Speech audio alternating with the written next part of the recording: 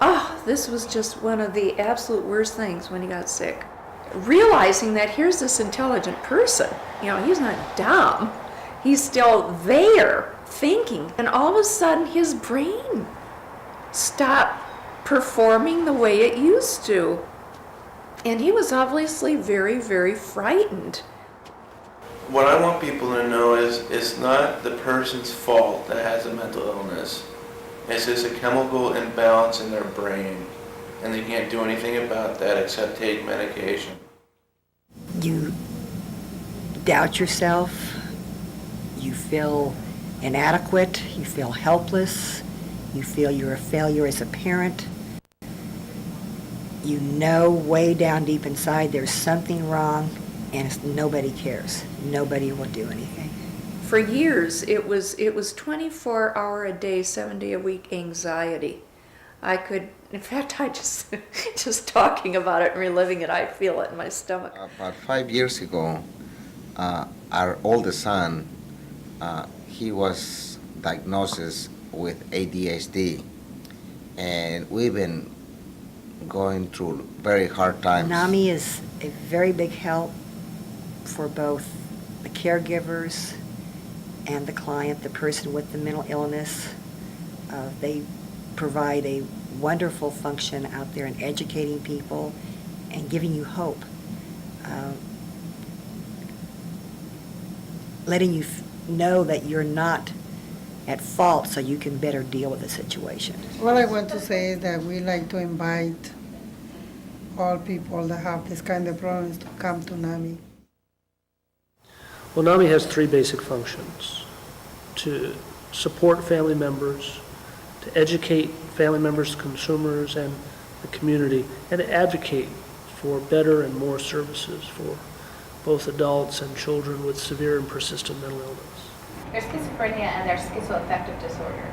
And I just want to know if any of you have any questions in particular about schizophrenia. What exactly is schizophrenia? I mean, what does it mean? How does it affect you? And what are the symptoms of it? NAMI in Portland has two different classes that we teach for family members of folks with mental illness. One is Family to Family, which is our program for family members with adults who have a mental illness. And our daughter had these voices commenting upon herself. You're no good, you're all this other stuff. So this is really an opportunity for family members to learn about the illness, get some coping skills, and to start to process their feelings about this illness and the individual who is ill in their life. And it's difficult for a person who has a mental illness often to hear the dialogue that goes on in this class. So we keep it just for family members. From the first class to the 12th class, you can see a huge change in people just from gaining the knowledge and also having a group to share with. Eventually, everybody was talking so freely that I think it was a catharsis to be able to go to that meeting once a week and to be able to talk about all these things that some of the things you just don't dare say to other people because it's kind of shameful sometimes, some of the thoughts we have.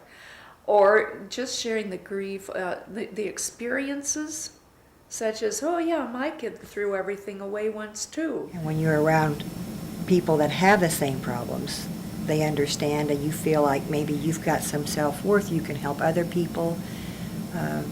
You've been there, here's somebody else starting to go through the same thing you've been through. So much better than being all alone and handling this, feeling as if we're the only people going through it.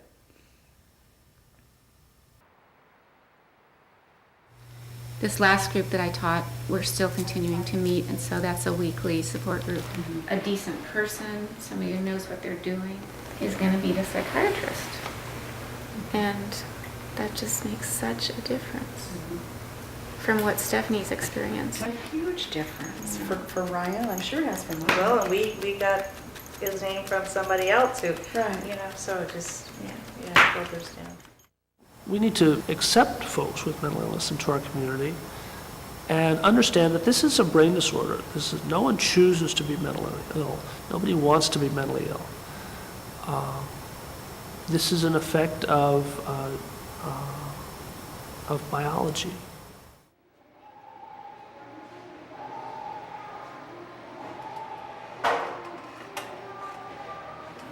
I'm going to college in the winter. I work at Cinnabon at the mall right now.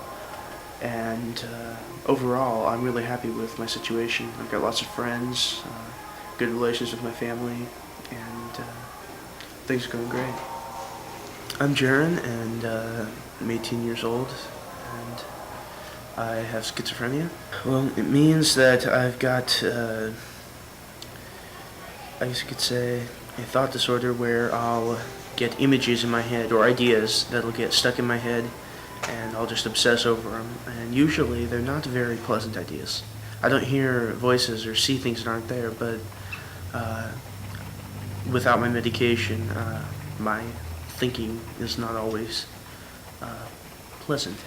The most important thing to know is that I had to deal with a really difficult mental illness, and it was not easy, it wasn't pleasant, it wasn't quick, but I managed to get through it, and I can actually live a comparatively normal life now. It's like falling down these stairs. The latest in radar and firepower is virtually unsinkable. Cannonball death! There's no direct correlation between mental illness and intelligence or worthiness or anything. People with mental illness are still people.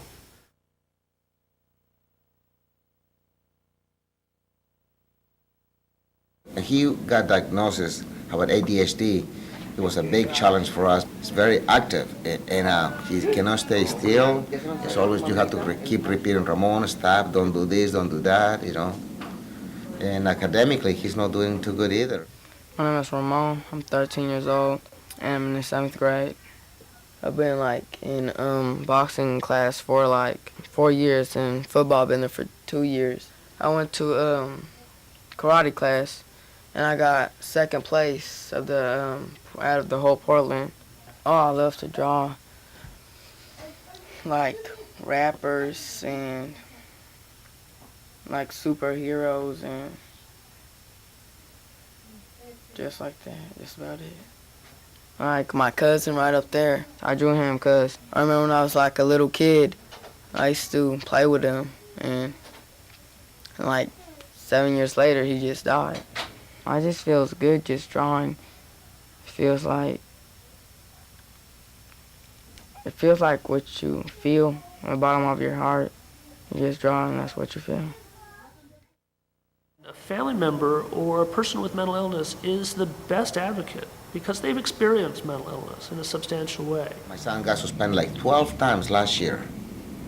And matter of fact, this last April, when we went to our training for National NAMI, I wasn't able to talk about this. I always started crying, you know.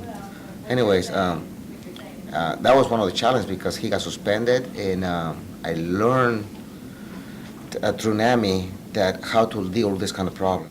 Finally, my mom took me out of that school, and I started going to Open Meadows 3 days ago, and there they helped me out a lot because there's only 5 or 10 kids in the class.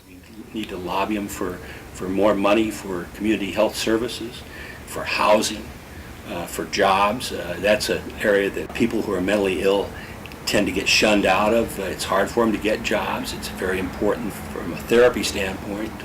If they can work, that they do work. It builds up their self-esteem. And again, such things as parity, make sure they have adequate insurance. Those are all things that are important to do as an advocate for the mentally ill. And our long-range goal is to turn people into advocates. There's a problem in our community. There's mental illness, and we're trying to ignore that. It's not to ignore that. We need the help, and the community needs help, and that help it can be done through NAMI. NAMI of Multnomah County's mission is to improve the quality of life for people with chronic mental illnesses and their families. We provide support groups, educational classes, community outreach, and advocacy for improved mental health services and the elimination of mental illness stigma. Call us today if you would like to learn more about our support groups, educational classes, or advocacy opportunities. 503-228-5692. National Alliance for the Mentally Ill of Multnomah County. 619 Southwest 11th Avenue, Suite 219, Portland, Oregon, 97205.